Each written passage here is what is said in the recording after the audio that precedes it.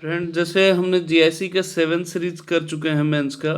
GIC का और आश्रम पद्धति का लगभग मान के चलिए एक ही पैटर्न है। मान के क्या मतलब, कंफर्म ही है, एक ही पैटर्न है। तो हमने 7 सैंपल पेपर कर लिया है। आज हमारा 8 सैंपल पेपर है। तो ये हमारा परमुटेशन कम्बिनेशन आज मैंने बताया था। परमुटेशन एंड कम्बिनेशन का मतलब परमुटेशन एंड सी मतलब कम्बिनेशन। आज इसकी हम डिस्कशन करेंगे। एक चीज़ और ध्यान दीजिएगा कि जो हम ये सीरीज जो शुरू स्टार्ट किए हैं तो टॉपिक वाइज स्टार्ट किए हैं। ऐसा नहीं है कि अब आप कहें कि बीच से बना दें। तो जैसे आप देखेंगे जो सिलेबस है उसके अनुसार मैं दे रहा हूँ टॉपिक वाइज। तो नेक्स्ट जो सिलेबस है वो हमारा बाइनोमियल थ्योरम है। तो जो नेक्स्ट सीरीज आएगा वो हमारा बाइनोमियल थ्योरम का आएगा। और एक चीज़ और है, आप लोग से सॉरी, जो लोग सैंपल पेपर भेज रहे हैं मैं उनका चेक नहीं कर पा रहा हूँ, लेकिन ट्रस्ट करिए जितने हमने सैंपल भेजे हैं वो सारे मैं चेक करूँगा। थोड़ा सा मैं बिजी था, आउट ऑफ दिल्ली था, होम टाउन हूँ, कुछ फैमिली प्रॉब्लम की वजह से। तो अब देखिए उसमें क्या है कि अब आगे करते हैं। देखिए जो आज का सैंपल पेपर 8 है, परमुटेशन एंड कम्बिनेशन। चलिए स्टार्ट करते हैं। जैसे देखिए पहला क्वेश्चन है परमुटेशन एंड कम्बिनेशन का, ये पहला क्वेश्चन है। ये ध्यान से देखिए। इसमें कह रहा है कि इसमें कह रहा है कि the number of arrangement of the letter word independence है। मतलब कह रहा है INDEPENDENCE,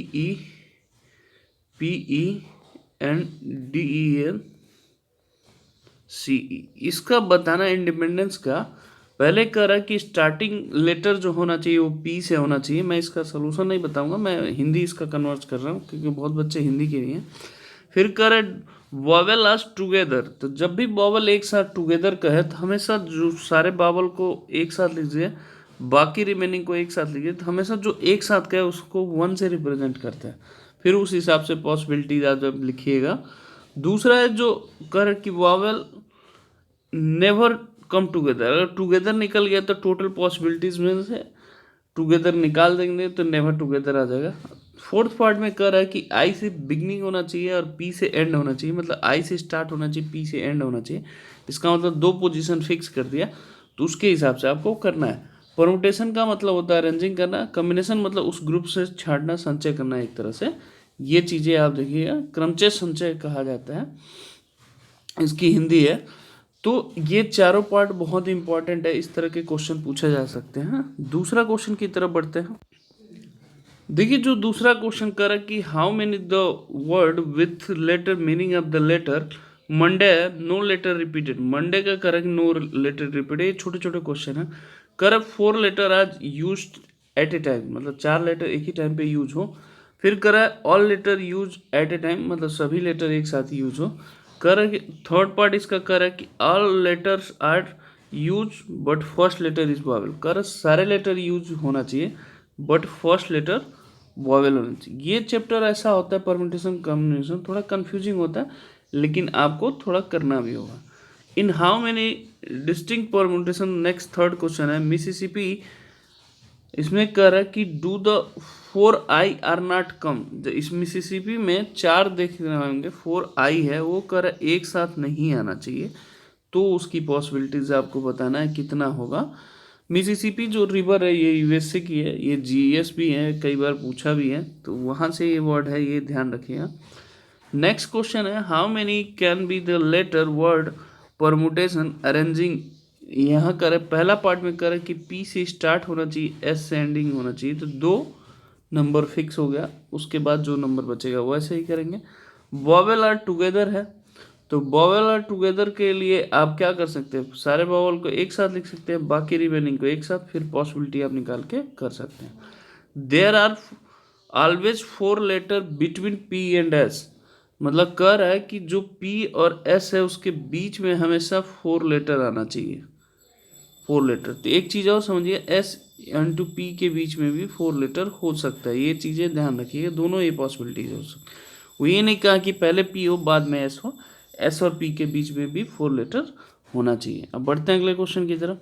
अगला क्वेश्चन है जो यहाँ पे कर इन इंग्लिश अल्फ़ाबेट्स 5 वॉवेल है 21 कॉन्सोनेंट है। How many word the 2 different vowel, 2 different vowel कर 2 different consonant can be form of the alphabets कर। अल्फ़ाबेट से ही ध्यान रखें, बहुत लोग सिंपल कर देंगे 5C2 21C2, वो गलत आंसर है। तो ये मैं आपको क्लियर बोल, 5C2 जैसे ही किए आपका आंसर 21C2 ये गलत हो जाएगा। तो ये चीज़ें थोड़ा सा सोच के आप करके बताइएगा, इसीलिए क्वेश्चन दे रहा हूँ। Next, in a examination question paper 12 question paper है डिवाइडेड इंटू 12 पार्ट। दो क्वेश्चन मतलब टोटल 12 क्वेश्चन है, इसको 2 पॉइंट में डिवाइड किया गया है। मतलब एक में 5 क्वेश्चन है, एक में 7 क्वेश्चन है, पॉजिटिवली कर रहा है। A student required the 8 question, कर है कि एक स्टूडेंट है जिसको 8 क्वेश्चन करने हैं। कर selecting at least 3 from each part, मतलब कम से कम 3 क्वेश्चन तो दोनों सेक्शन से करना ही करना है।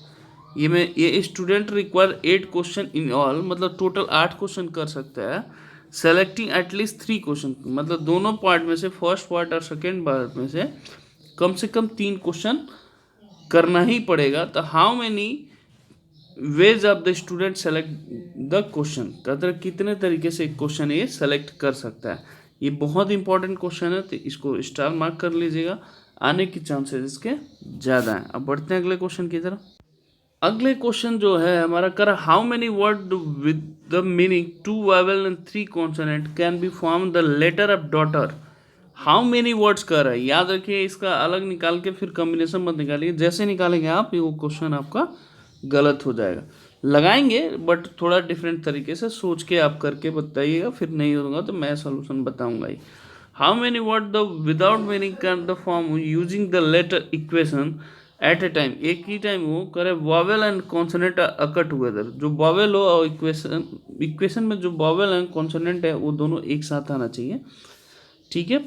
अगले क्वेश्चन में कह रहा है, एक committee of 7 has to be form, 9 boys and 4 girls, how many ways can be this done when by committee consist. तो कह रहा है कम से कम 7 की कमेटी बनाना है, 9 बॉयज हैं 4 गर्ल्स हैं, इन दोनों से मिलके 7 मेंबर का कमेटी बनाना है 7 का। तो अब उसमें देखेंगे पहला पार्ट में कह रहा है कि एग्जैक्टली 3 गर्ल हो, एटलीस्ट 3 गर्ल। एटलीस्ट 3 का मतलब होता है कम से कम 3 होना चाहिए, 3 से ज़्यादा होना चाहिए। एटमोस्ट 3 गर्ल्स का मतलब होता है अधिक से अधिक 3 होना चाहिए, 3 से कम होना चाहिए। समझ में आ गया, दोनों में डिफरेंट है। तो ये करना है, आगे बढ़ते हैं। अगला जो क्वेश्चन है, find the number with the meaning which of the made using the all letter again the in the word of right the dictionary will the 50। कह रहा है कि अगेन एक ऐसा वर्ड है, जैसे मान ली अगेन है, तो अगेन में टोटल पॉसिबिलिटीज अगर निकालेंगे तो टोटल ये कितने 5 हैं, ए रिपीटेड है 2 तो 5 2 हो जाएगा। फैक्टोरियल 5 का मतलब 120 होता है, अपॉन 2 डिवाइड करेंगे तो 60 टोटल इसके अरेंजिंग बनेंगे। तो पूछ रहा है कि 50 टर्म्स में वो कौन सा वर्ड होगा, तो ये आप करके मेरे को बताइएगा, ये मोस्ट इम्पॉर्टेंट है, इस तरह के क्वेश्चन आने की चांसेस ज़्यादा है। आगे बढ़ते हैं। अगले क्वेश्चन में ये कह रहा है कि थोड़ा सा ध्यान देखिएगा, अगले क्वेश्चन में कह रहा है कि there are 10% named P1 P2 10 तक है नाम, out of 10% 5% to be arranging, एक तरह से देखेंगे arrange the line that the each arrangement P must be occur, मतलब कर each arrangement must be occur होना चाहिए।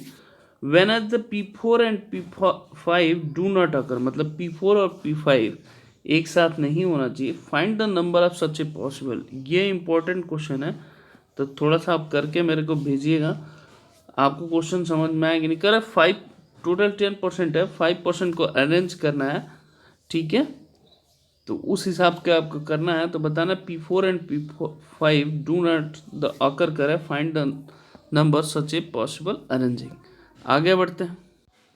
ये भी क्वेश्चन इंपॉर्टेंट है, कर the letter the word Rachit are arranging in the possible ways listed in a dictionary, what is the rank of Rachit. जो रचित है इसकी जो टोटल पॉसिबिलिटीज़ हैं मैं आपको बता देता हूँ। टोटल फैक्टोरियल 5 हो जाए, फैक्टोरियल 5 मतलब 120 है।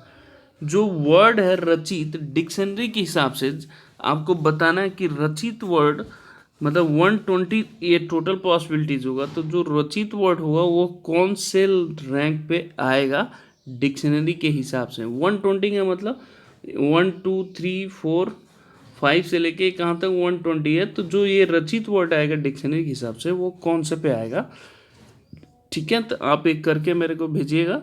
और सॉरी अगर चेक नहीं कर पा रहा हूँ, तो आप जब भी मेरे को टाइम मिलेगा, मतलब आज के बाद हो सकता है मुझे टाइम मिले, तो मैं आपको चेक करके ज़रूर रिप्लाई करूँगा। इसके लिए रिलैक्स रहिए, प्रैक्टिस आप करते रहिए। कंटिन्यूटी बहुत इंपॉर्टेंट है, विदाउट कंटिन्यूटी कुछ भी फॉलो नहीं कर सकते। बहुत लोग सस्पिशन में है, मैं ऑलरेडी इसकी कट ऑफ डाल रखा हूँ। एक चीज़ और, बहुत लोग कह रहे हैं कि ओबीसी की कट ऑफ जनरल से ज़्यादा जाएगी, पीसीएस में ऐसा नहीं होता है, मैं क्लियर बोल रहा हूँ। इसके लिए रिलैक्स रहिए, उसका फंडा मैं बाद में बताऊँगा क्या होगा। तो जो भी लोग कट ऑफ क्राइटेरिया में आ रहे हैं वो अभी से तैयारी कर लें, क्योंकि टाइम बहुत कम है। ओके, जय हिंद, गुड मॉर्निंग।